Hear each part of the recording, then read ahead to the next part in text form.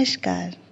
आज रविंद्रनाथ टैगोर जी की जयंती पर एक बाल साहित्य कहानी लेके प्रस्तुत हुई हूँ जिसका नाम है तोता। एक तोता था। वह बड़ा मूर्ख था। गाता तो था पर शास्त्र नहीं पढ़ता था। उछलता था, फुदकता था, उड़ता था, पर यह नहीं जानता था कि कायदा कानून किसे कहते हैं। राजा बोले, ऐसा तोता किस काम का? इससे लाभ तो कोई नहीं, हानि जरूर है। जंगल के फल खा जाता है, जिससे राजा मंडी के फल बाजार में टोटा पड़ जाता है। मंत्री को बुलाकर कहा, इस तोते को शिक्षा दो। तोते को शिक्षा देने का काम राजा के भांजे को मिला। पंडितों की बैठक हुई। विषय था, उक्त जीव की अविद्या का कारण क्या है। बड़ा गहरा विचार हुआ। सिद्धांत ठहरा, तोता अपना घोंसला साधारण खरपात से बनाता है। ऐसे आवास में विद्या नहीं आती। इसलिए सबसे पहले तो यह आवश्यक है कि इसके लिए कोई बढ़िया सा पिंजरा बना दिया जाए। राज पंडितों को दक्षिणा मिली और वे प्रसन्न होकर अपने अपने घर गए। सुनार बुलाया गया। वह सोने का पिंजरा तैयार करने में जुट पड़ा। पिंजरा ऐसा अनोखा बना कि उसे देखने के लिए देश विदेश के लोग टूट पड़े। कोई कहता, शिक्षा की तो इति हो गई। कोई कहता, भिक्षा ना भी हो तो क्या, पिंजरा तो बना। इस तोते का भी क्या नसीब है। सुनार को थैलियां भर भर कर इनाम मिला। वह उसी घड़ी अपने घर की ओर रवाना हो गया। पंडित जी तोते को विद्या पढ़ाने बैठे। नस लेकर बोले, यह काम थोड़ी पोथियों का नहीं है। राजा के भांजे ने सुना। उन्होंने उसी समय पोथी लिखने वाले को बुलवाया। पोथियों की नकल होने लगी। नकलों के और नकलों की नकलों के पहाड़ लग गए। जिसने भी देखा उसने यही कहा, शाबाश, इतनी विद्या के धरने को जगह भी नहीं रहेगी। नकल नवैशों को लद्दू बैल पर लाद लाद कर इनाम दिए गए। वे अपने अपने घर की ओर दौड़ पड़े। उनकी दुनिया में तंगी का नाम निशान भी बाकी न रहा। दामी पिंजरों की देख रेख में राजा के भांजे बहुत व्यस्त रहने लगे। इतने व्यस्त कि व्यस्तता की कोई सीमा न रही। मरम्मत के काम भी लगे ही रहते। फिर झाड़ू, पोंछा और पॉलिश की धूम भी मची ही रहती थी। जो ही देखता यही कहता कि उन्नति हो रही है। इन कामों पर अनेक अनेक लोग लगाए गए और उनके कामों की देख रेख करने पर और भी अनेक अनेक लोग लगे। सब महीने महीने मोटे मोटे वेतन ले लेकर बड़े बड़े संदूक भरने लगे। वे और उनके चचेरे ममेरे मौसेरे भाई बंद बड़े प्रसन्न हुए और बड़े बड़े कोठों बाला खानों में मोटे मोटे गद्दे बिछाकर बैठ गए। संसार में और अभाव तो अनेक हैं, पर निंदकों की कोई कमी नहीं है।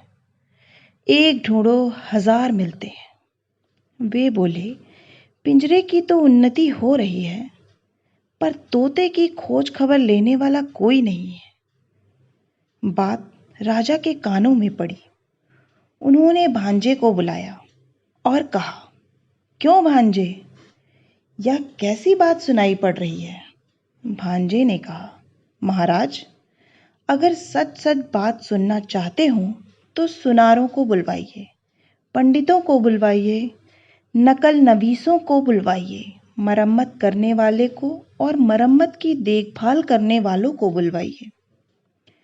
निंदकों को हलवे माड़े में हिस्सा नहीं मिलता, इसलिए वे ऐसी ओछी बातें करते हैं। जवाब सुनकर राजा ने पूरे मामले को भली भांति और साफ साफ तौर से समझ लिया। भांजे के गले में तत्काल सोने का हार पहना गए।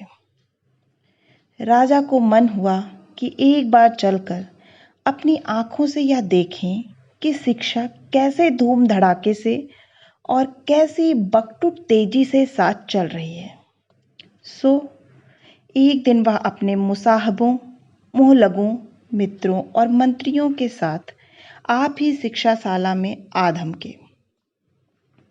उनके पहुंचते ही ड्योढ़ी के पास शंख, घड़ियाल, ढोल, ताशे, खुर्दक, नगाड़े, तुरहियां, भेरियां, दमामे, कासे, बांसुरियां, झाल, करताल, मृदंग, जगझंप आदि आदि आप ही आप बज उठे।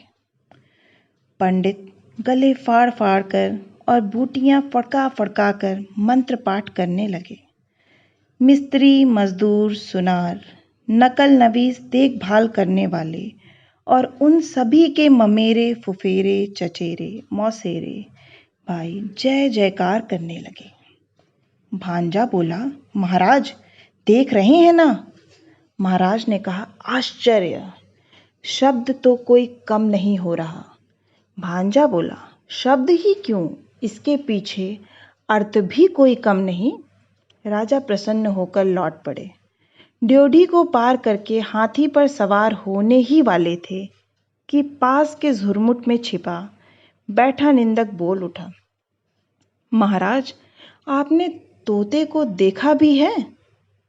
राजा चौंके, बोले, अरे हाँ, यह तो मैं बिल्कुल भूल ही गया था, तोते को तो देखा ही नहीं।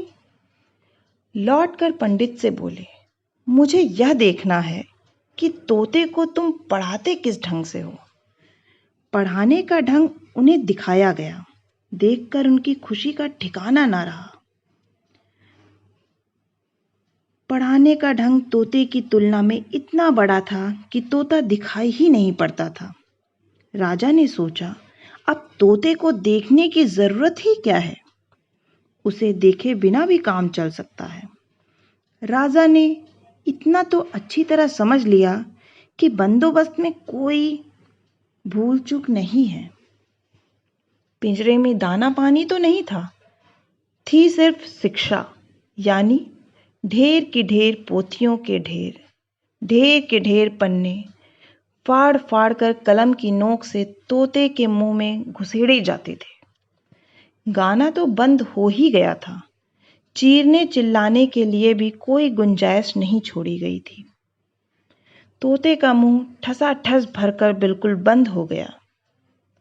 देखने वालों के रोंगटे खड़े हो जाते। अब दोबारा जब राजा हाथी पर चढ़ने लगे तो उन्होंने कान उमेठू सरदार को ताकीद कर दी कि निंदक के कान अच्छी तरह उमेट देना। तोता दिन भद्र रीति के अनुसार अधमरा होता गया। अभिभावकों ने समझा कि प्रगति काफी आशाजनक हो रही है। फिर भी पक्षी स्वभाव के एक स्वाभाविक दोष से तोता का पिंड अब भी छूट नहीं पाया था। सुबह होते ही वह उजाले की ओर टुकुर टुकुर निहारने लगता था और बड़ी ही अन्याय भरी रीति से अपने डैने फड़फड़ाते लगता था। इतना ही नहीं, किसी किसी दिन तो ऐसा भी देखा गया कि वह अपनी रोगी चोंचों से पिंजरे की सलाखें काटने में जुटा हुआ है। कोतवाल गर्जा, यह कैसी बेअदबी है।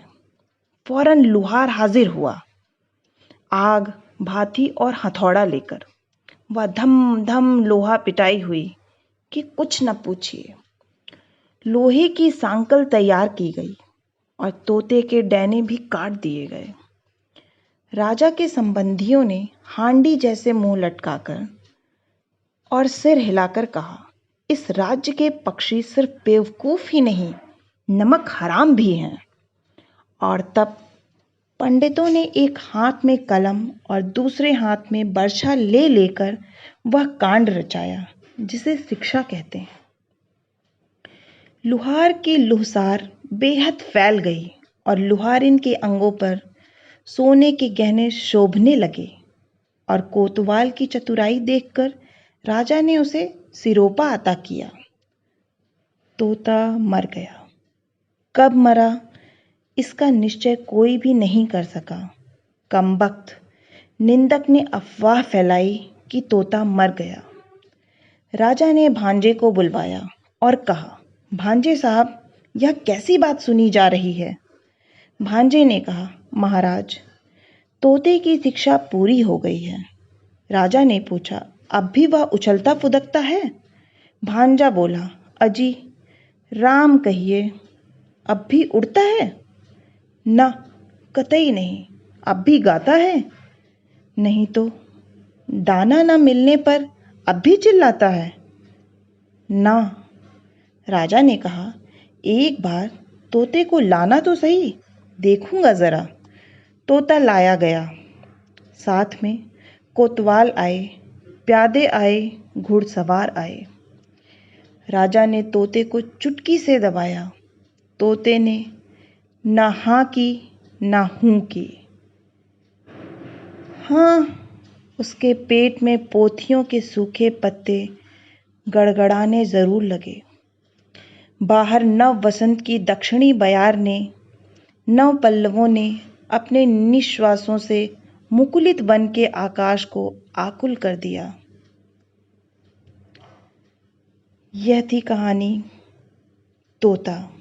आशा आपको यह कहानी पसंद आई होगी, और अगर पसंद आई है तो आप सभी को दोबारा आने के लिए आग्रह है, कुछ ऐसी ही अच्छी और अद्भुत बाल साहित्य और साहित्यिक कहानी सुनने के लिए। बहुत बहुत धन्यवाद। एक बार पुनः रविन्द्रनाथ टैगोर की जयंती की आप सभी को हार्दिक बधाई।